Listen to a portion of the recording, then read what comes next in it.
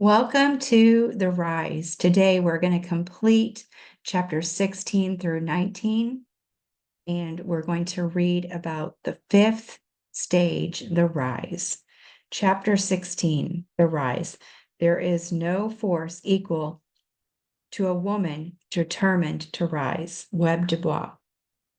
There are distinct indicators of entering the phase of the rise. This final phase is marked by a season of greater impact. This is the time when a woman steps into the fullness of whom she was created to be.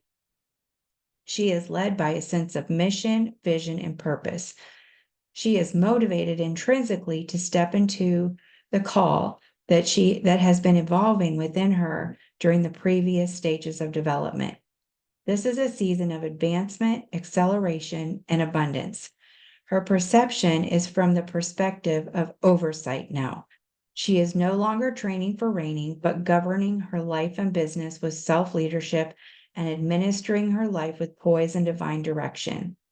To bring things full circle, if you remember from the introduction of the book, a woman who has completed the journey now possesses the following qualities.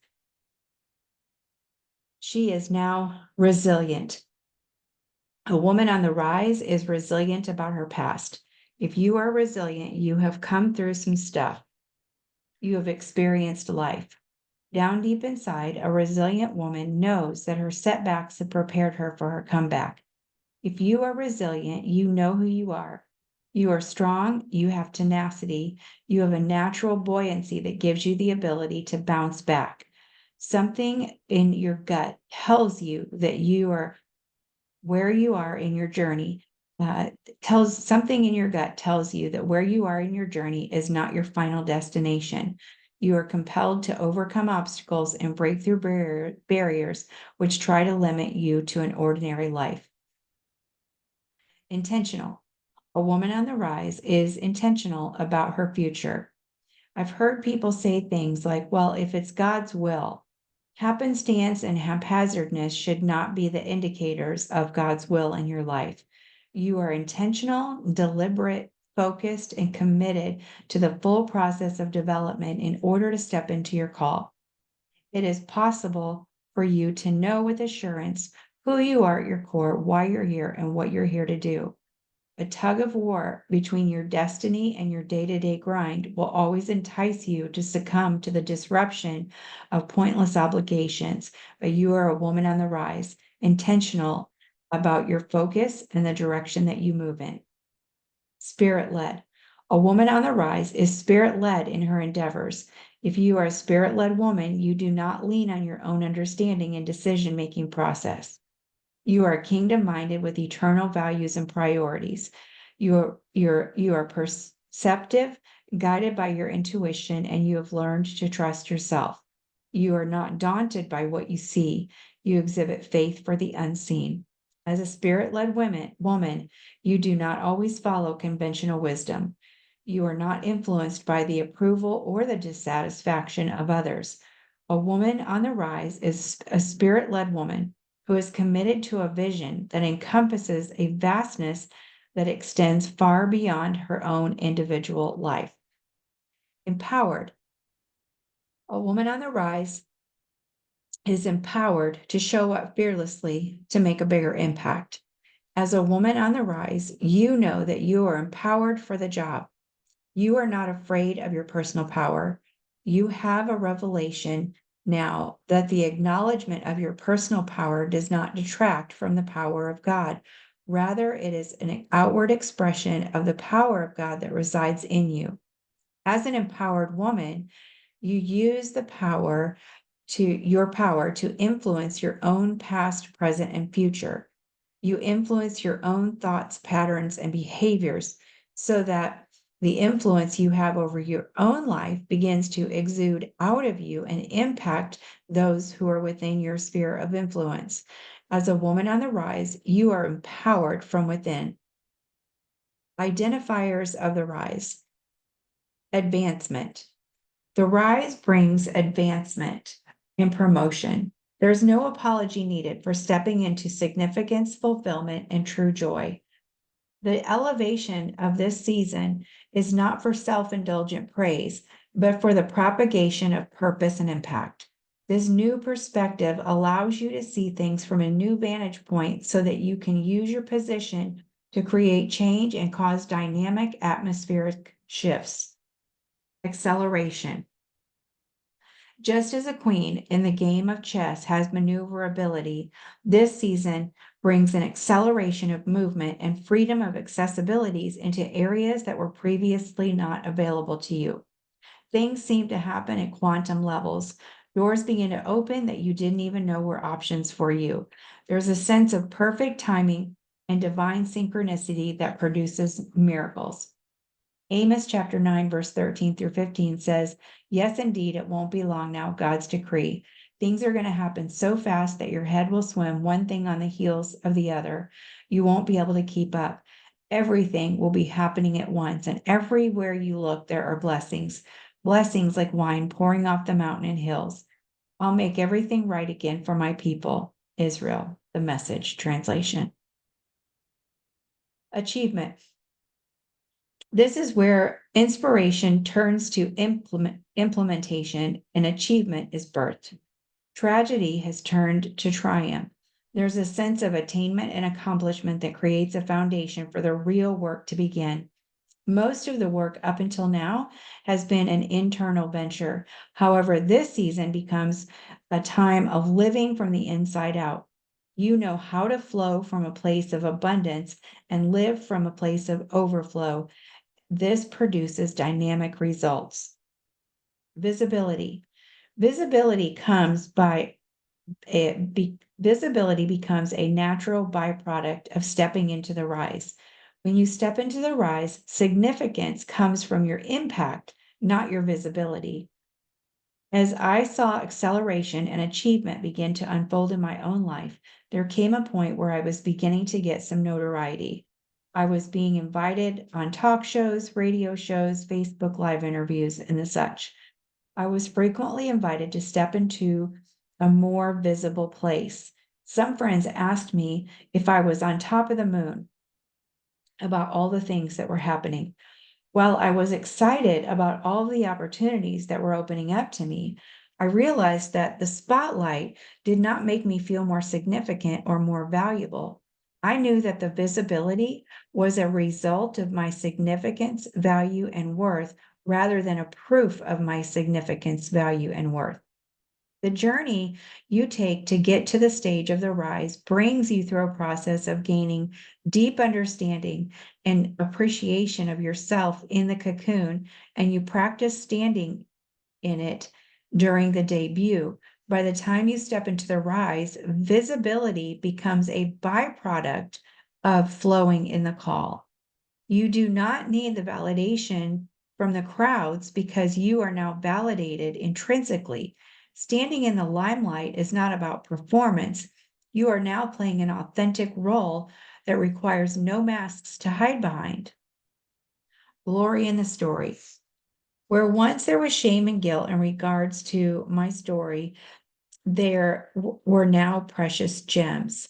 I had gone through the process of mining my diamonds, the diamonds of my past, which I had previously seen as ugly lumps of coal. I had re-scripted the events of my journey in a way that would bring God all the glory of my story.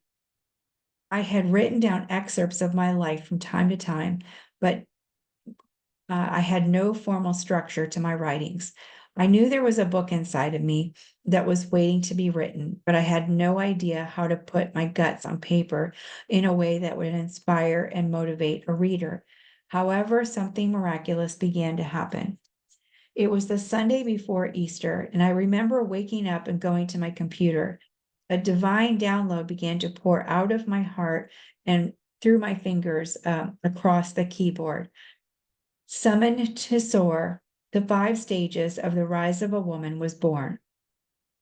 All of a sudden, my whole life made sense. That day, words came gushing out of me and flowing like a river. Every story, every event of my life, and every lesson that I had learned fit into those 5 stages of development. But there was one stage that I did not have any stories for. the rise.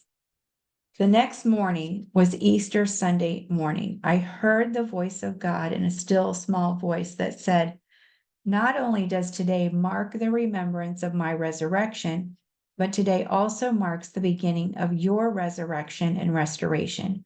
Today is the first day of your rise." I knew at that moment that I had stepped into a new season. Now it was up to God to provide me with the stories for this new stage of development. When I stepped into the rise, nothing happened immediately. I was living with my parents and things did not seem to be changing much, but somehow I knew, just knowing that I had stepped into a new stage of development brought a new awareness to who I was and what I was called to do. Clarity was flooding my soul. Now that I had the framework for my story, the keys on my computer became like the keys of a piano, and I began to compose the instrumental of my life. There was still something missing. What was I going to do with all of these words? I had the scaffolding for my story erected, and construction on telling it had begun. But what would happen next? Was I writing all of this just to take up gigabytes on my computer? Collaboration. Collaboration is significant in the stage of the rise. Collaboration is a partnership. Partnerships thrive when you step into a mindset of codependent step, where partnerships thrive when you step into interdependence. Whereas in the previous stages, you operated from a mindset of codependence, dependence, or independence. Interdependence now connects you to the associations and affiliations that flow in mutual areas of impact. One of my clients, a dear friend who had been through my coaching program, uh, as a result of doing the work, she recouped her initial investment 30 times, and her ordinary life was exploding into a life of extraordinary. She texted me one day and asked me if she could set up a phone meeting with me in regards to my book, which she had heard me mention that I was writing. The day arrived for our phone conversation. The words that she spoke next had my mouth hanging wide open. She said to me, "I would like to collaborate with you on your book." My response, uh, yes, yes, yes. As a result of the coaching program that she had been through with me, she had discovered her skill set of knowing how to publish books. But it was not limited to just a cold realm of authority marketing, but she realized it could be paired with her divine calling of helping people share their stories in order to inspire a kingdom mindset. She wanted to start her business, but she needed someone to take through the process of self-publishing from start to finish as a preparation for her own program.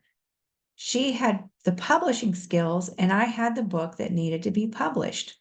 Our collaboration became a partnership that formed a foundation for both of us to show up in the world fearlessly and make a bigger impact. There was no way that I could have made this happen on my own. Our collaboration began. She gave me the tools, the timelines, and the tricks of the trade to fill in the missing pieces of the unfolding of my story. She was the yin to my yang. Together, we were able to put all the random pieces of the puzzle together and create a dynamic representation of how our individual purposes would come together in a beautiful portrait of influence and impact.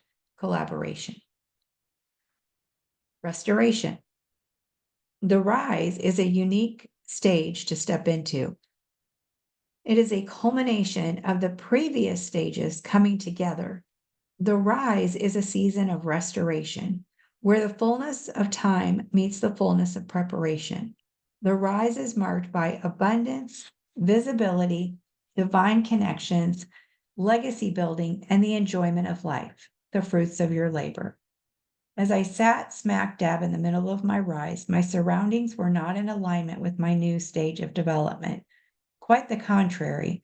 I was living in a bedroom in my parents' house, barely making ends meet.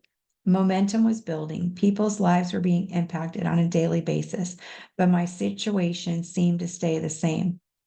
I knew in my gut that it was time to rise. I knew that just as it was spoken of Queen Esther, that I had come into the kingdom for such a time as this. Everyone I talked to seemed to be an aura of enlargement or intensification. They seemed to see an aura of enlargement or intensification around me. I began to have strange occurrences where people who would look at me and say something and say the same thing. They would say, "You have no idea what's about to happen to you. God has surprise after surprise after surprise for you. It's not going to happen, it is happening now." I was keenly aware that in order for me to rise, I needed to be in my own place. When a butterfly takes flight, her location changes from hanging upside down on a branch to soaring to new heights. I knew that it was time for me to move. I woke up on Friday morning and the spirit of faith overwhelmed me. I prayed, "Father, in the next 7 days, I want to know where I'm moving to. I want to know where the place of my rise will be." The next morning, I walked out of my front door and there was a flyer from a moving company lying on the front porch. I knew it was a sign. As a step of faith, I started looking online for houses to rent. There was one house that kept showing up, and the only way to explain it is that there was a shining light on this house. It looked like the perfect place for me. I called a friend who was a real estate agent, a single mom who I knew would be blessed by my commission. I asked her if she would schedule an appointment to see the house. She called me a few days later, and there was a problem with her license, and I would need to call the owner directly. Now, there were some obvious roadblocks to my renting my own place. First of all, my credit was less than perfect due to a drama that had erupted after my divorce. Second of all, I did not have any real rental history for the last 9 months because I'd been living in my parents' house. I looked terrible on paper. The following Friday, the seventh day, something drew me to that house. I decided to look up the owner's information and call them directly to schedule an appointment to see the house. My eyes could hardly believe what they were beholding. The owners of the home were my very dear friends. I called and scheduled a tour of the home. When I walked in, I knew this was the place of my rise. I felt it in every fiber of my being, but it would take a miracle. As she and I stood in the house, I was completely honest with her about my situation. This was a step of faith on my behalf, and I was looking for someone to collaborate with me by not considering my past financial history. If it was left up to her, she would have said yes in an instant, but this property was the retirement plan for her husband and her, and he did not budge when it came to the perfect renters. He considered it a must to have an excellent renter history. With three other worthy offers up for the house on the table, my dear friend was almost sure that her husband would not consider me for this house. We prayed together before we left, believing that the house was mine, and if the house was mine, God would make it happen. Even though I knew that this was my new dwelling and I was certain that it would take a miracle, I completely released it and let it go of any attachment to the outcome. About an hour later, my dear friend texted me and said the house was mine to rent. She had talked to her husband and she did not even have to twist his arm. He walked away from the other three impeccable offers to rent the house and immediately took the house off the market. Not only that, but the greatest miracle was that he did not even care to take a look at my financial history. Just like the remains of the caterpillar are nowhere to be found upon the butterfly's being, my past was no longer being considered as a determining factor for my future. When you step into the rise, your past is the past. My past was no longer lingering, keeping me restricted or restrained. I was free to move about without limitation. The all-inclusive cruise. My dad used to tell a story about a man who bought a ticket to go on his first cruise. It had been a lifelong dream to see the world. As he boarded the vessel, he marveled at the riches and elegance that surrounded him. He unloaded all of his bags and belongings in his room. He had brought an array of fruit and snacks to sustain him on his journey. He would walk past the tables lined with delicacies and see everyone rushing to the dinner line. He marveled at the exquisite array of beautifully styled food as his stomach growled, but he did not let himself care. He was on the ship and seeing the world, and that's all that mattered. As the days went on, he began to run out of food. He would go back to his room and eat an apple, wait till dinner was over, and then go back to mix and mingle and view the sunset before retiring to his room for the night. Soon the rations that he brought were completely depleted. The man eventually died of starvation on that cruise. The man never dared to dream that his ticket included his meals. The entire trip, he had permission and access to all the choice foods laid out before him. But night after night, he contended with himself with the meager provisions that he had brought aboard. He stepped into his dream, but failed to partake of all the benefits that had accompanied it. The rise comes with all-inclusive benefits. You've already paid the price of going through the full process of development. This is a season of enjoying the fruits of your labor. The rise is a season of advancement, achievement, and acceleration. It's time for visibility and collaboration that brings the flow of abundance. This is your time. This is your season. Chapter 17, The Wings and the Wind. A caterpillar does all the work, but the butterfly gets all the publicity. George Carlin. As discussed in the previous chapter, the fifth stage of the rise of a woman, this is the season where you are summoned to soar. It is a season of collaboration between the wings of the butterfly and the wind. While a butterfly can rise to new heights with her new instruments of flight, in order for the winged creature to operate at full capacity, she needs to partner with the wind. Cooperating with the tailwind can increase her speed up to 60 miles per hour, which allows her to conserve her energy. As you enter the rise stage of development, you may be able to go higher than you've ever gone before. But when you partner with the wind, God will quicken your destiny and make time stand still so that you can fulfill the purpose that you were divinely created for. In the Bible, the book of Joshua, chapter 10, tells a story of how God made time stand still so that Joshua could finish the battle and prevail over his enemies. Whatever came against you in the previous stages will not prevail over you in the rise, and you do not have to fight your battles alone. As you collaborate with heaven, a divine acceleration will make up for lost time. As mentioned in the previous chapter, not only did I receive a divine download for the pages of this book, but I partnered with the wind of the Spirit, which connected me to collaborating partnerships to bring the dream of this book into reality. Zechariah chapter 4, verse 6 took on a whole new meaning. It says, "Not by might, not by power, but by my Spirit, says the Lord of hosts." This is the time when everything you've gone through has prepared you for this moment. Where you had to learn to surrender to the full process in the first stage, now you have surrendered to the wind. The wind moves at its own pace. It beats to its own drum. The wind cannot be seen with physical eyes, but you know it's there by the movement that it's created. The wind cannot be summoned, but the wind summons you to a new elevation.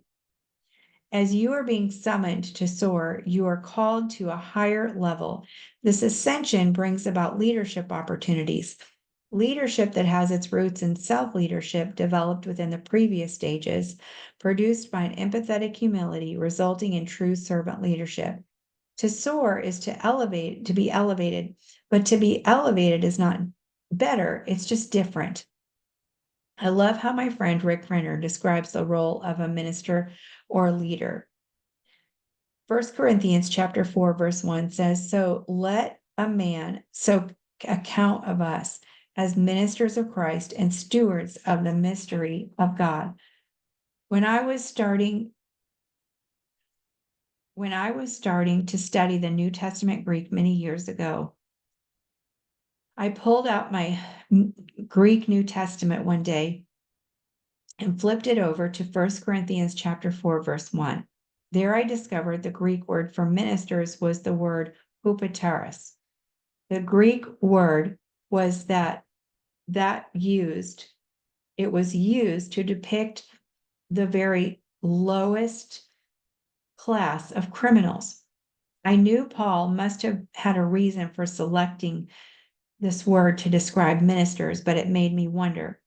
Similarly, if you are going to move ahead with what God has called you to do, where it is your ministry, whether it's your ministry, your family, or your business, you must learn to be a faithful servant, working together as a team on the bottom of the boat. The rise is not about glory or fame. This leadership that comes in the rise often feels more like the role of an under oarsman in the bottom of a boat. You lead from a position of support. The rise is an opportunity to use your visibility to make a bigger impact. It's about using your wings to inspire neighboring caterpillars to continue on their journey and encourage them to surrender to the full process of development so that they too can shed their cocoon and soar to new heights by your side. Poised, postured, and perpendicular. Taking flight requires good posture and a little bit of waggle from the butterfly. Waggle is when the butterfly positions herself perpendicular to the ground, twisting and flapping her wings to create a miniature whirlwind that lift her off the ground. The butterfly goes from upside down to straight up and down. This new vertical alignment enables the butterfly to go higher than she's ever gone before. In preparation for rising higher, you have been in preparation for rising higher than you've ever been as a woman. It's imperative for you to be properly positioned, poised, and perpendicular to the ground. Even if standing erect out of your comfort zone, even if standing erect feels out of your comfort zone, this is an upright season of life that suits your new queenly anointing. Positioning reveals your authority. Being perfectly positioned at the right place at the right time happens instinctively now as you are directed by divine guidance. Galatians chapter 5, verse 25 says, if we live by the Spirit, we then also must keep in step with the Spirit. The word positioned means an act of placing or arrangement. It is the point of the area that is occupied. As you prepare for the realm, a flight into a realm that you've only been to in your dreams, it's imperative to occupy and own this new way of being. This is your new home, your new habitation. You will now take up residence at a higher level. You are being summoned to soar. Catching the tailwind of the Spirit requires trust and surrender. Trusting that the wind, that which is unseen, can now carry you.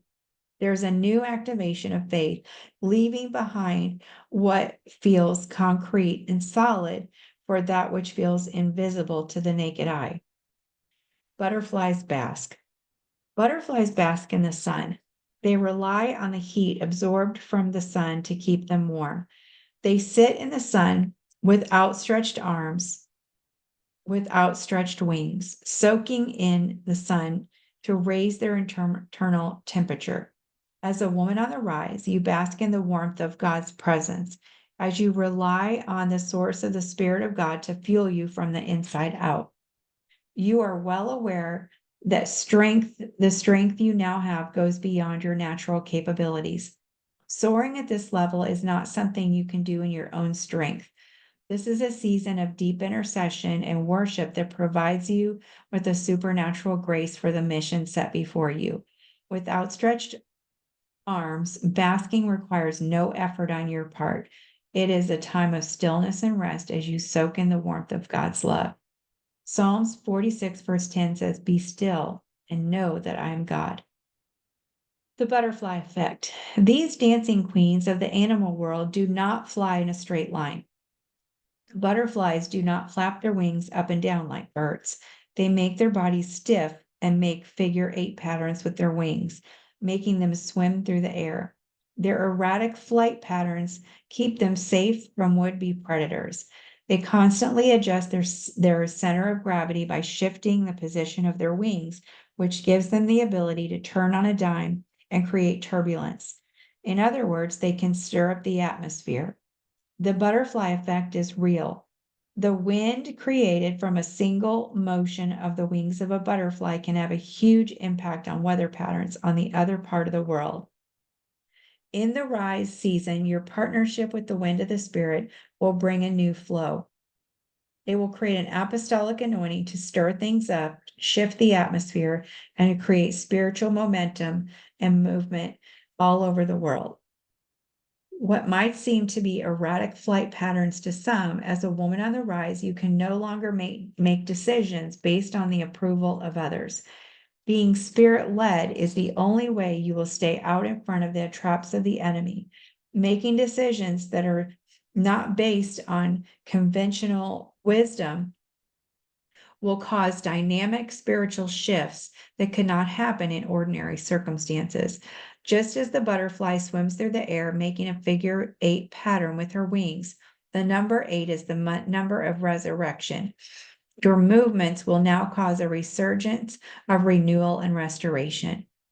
When at one time you may have felt as though you were fighting an uphill battle, there is an effortless flow to life. Aligned with your authenticity, you are no longer stuck in spinning your wheels. You have the freedom of movement, even if it doesn't make sense to the outside world. You know how to shift through transitions with grace and ease. You're not afraid to stir things up. You have a commitment to living a life of purpose that far outweighs your fear of rocking the boat. You are fully aware of creating holy turbulence is all a part of your new job description. You are committed to stirring up the atmosphere so that your impact far extends your reach. Abundance. A butterfly does not need the entirety of her wingspan.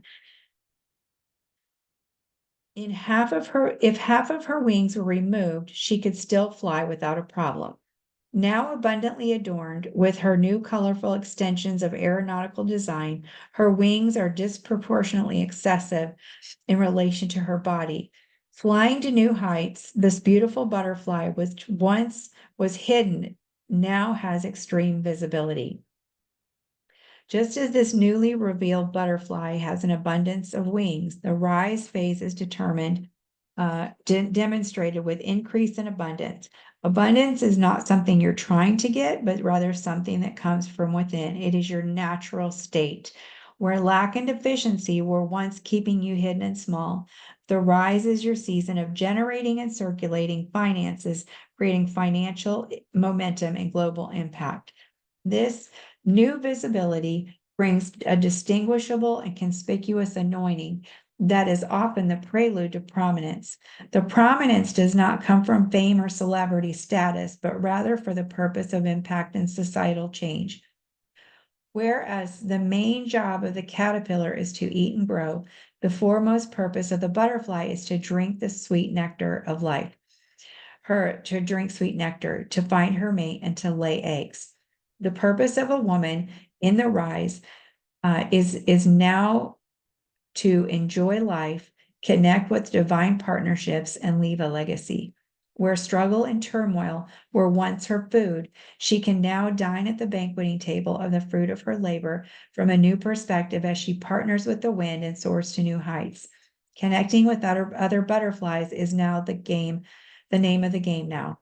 Finding your tribe, your soaring mates that are linked to your purpose is now part of the process.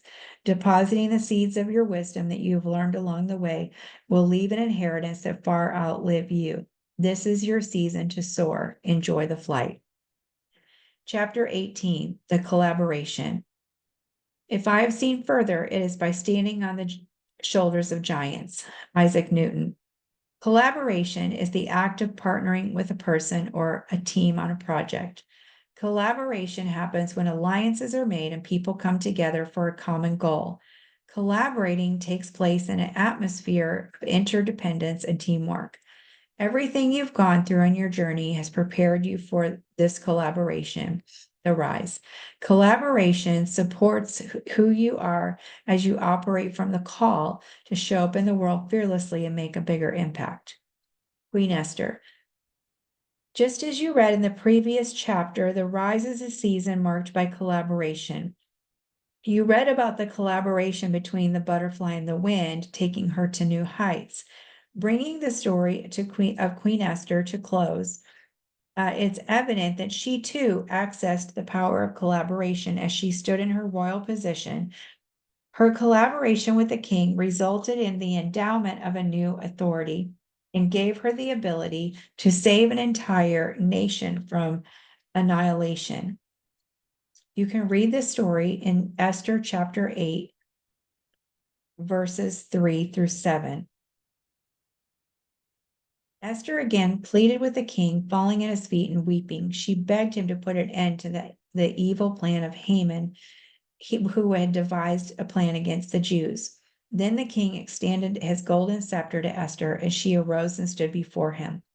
If it pleases the king, and he regards me with favor and thinks it the right thing to do, if he's pleased with me, let an order be written overruling and the dispatches that Haman has devised and written to destroy the Jews.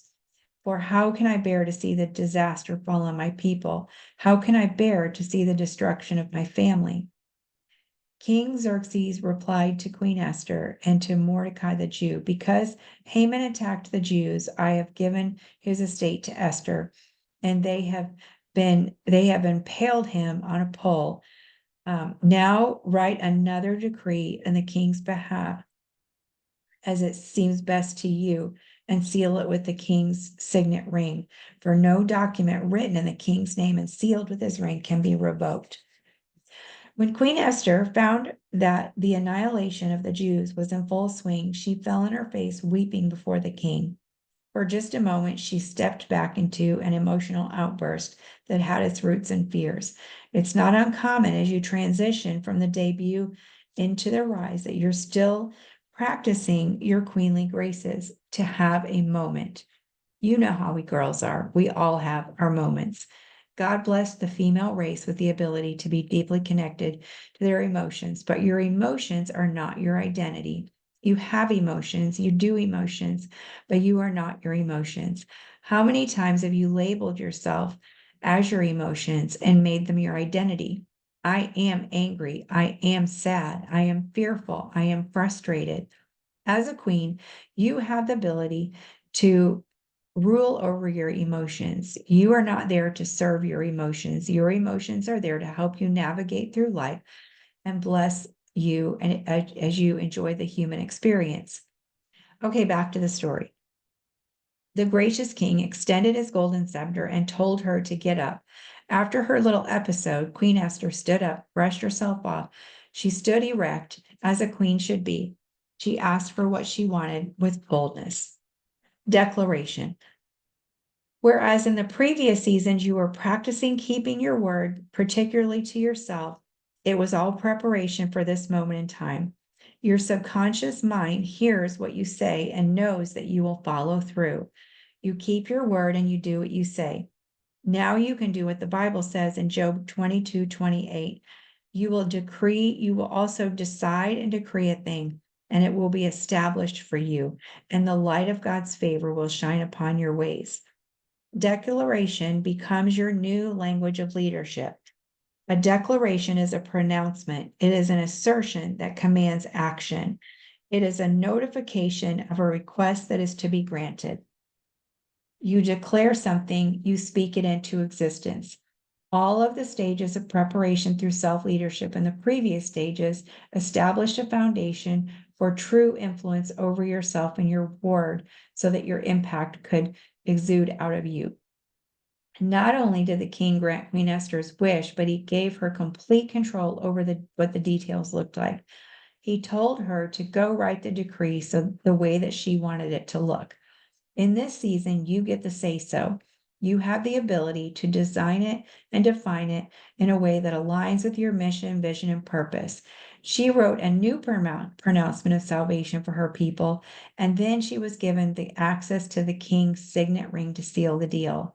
She wrote the decree, and the king approved it. Authority. Queen Esther now stood fully initiated into her royal position. The king granted her the authority to reverse the curse that had been set up against her people. The king gave Queen Esther his signet ring to seal whatever deal she had written. She was handed an authority that far outweighed her own dominion. Every part of your journey, every phase that you go through prepares you for the rise. When you step into the rise, all the lessons you've learned in the ordinary come back to you.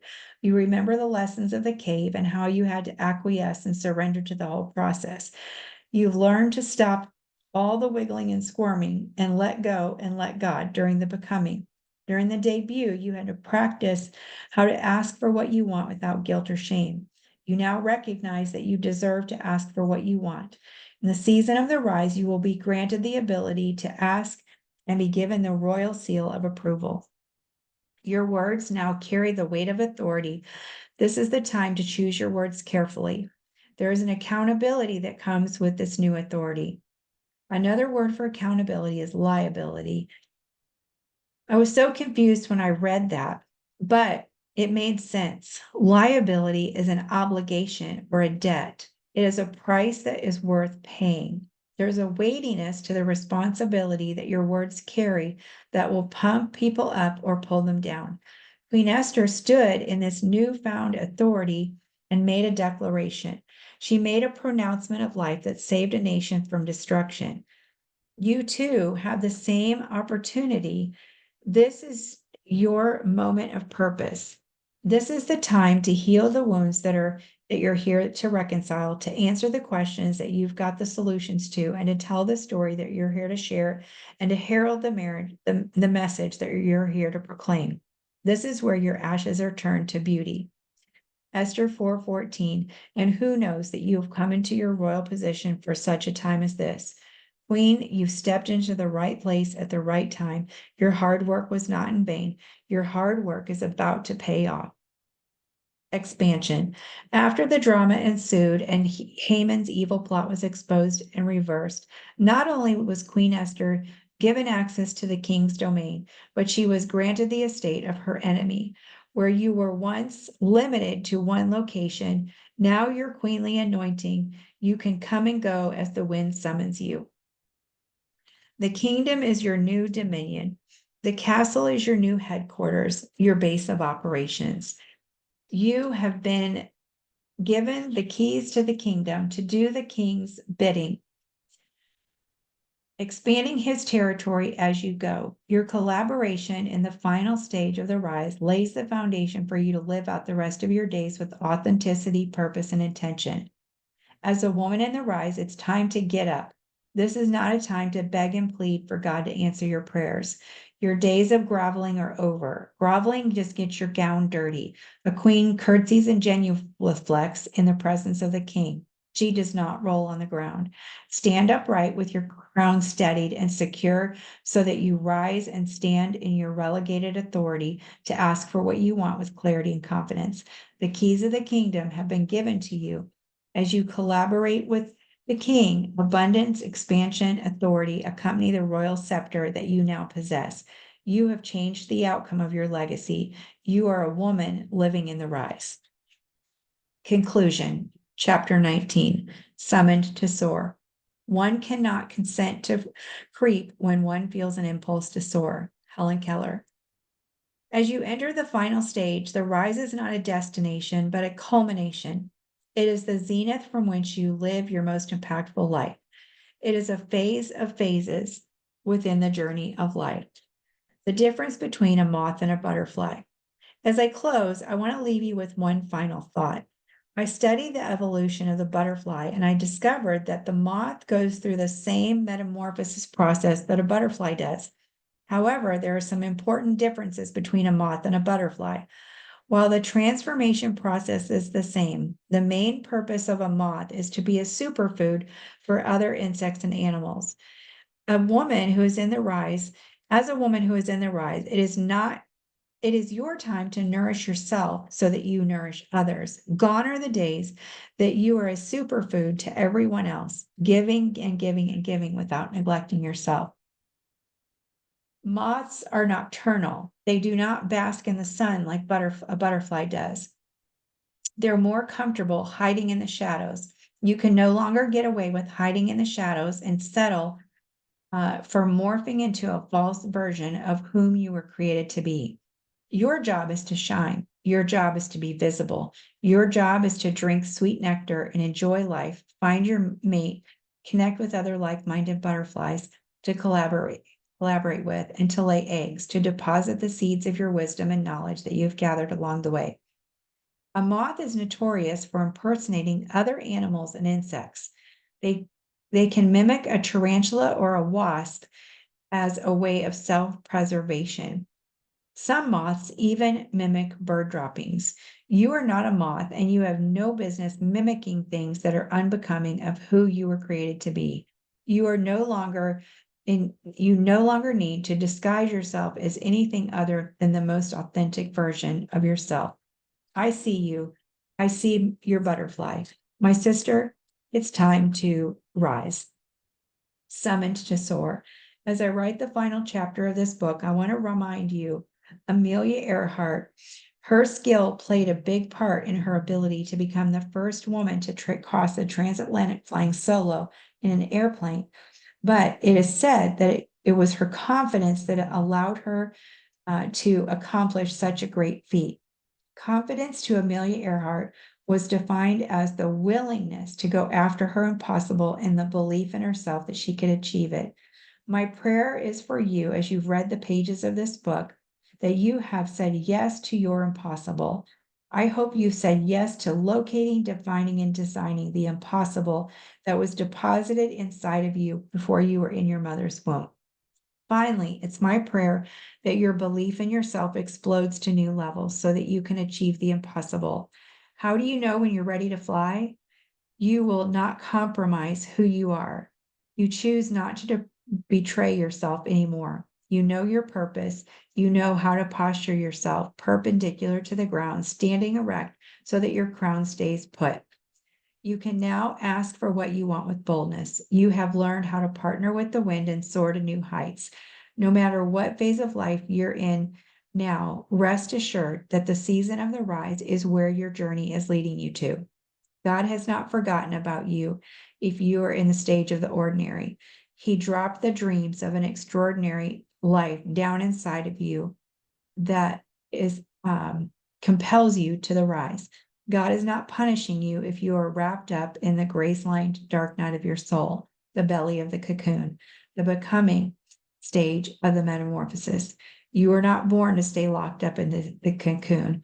Your final destination is not even the debut. The debut paves the way for the rise. I am looking for a butterfly nation, a company of women who are committed to being the most authentic version of themselves and no longer morphing into a false version of who they were created to be.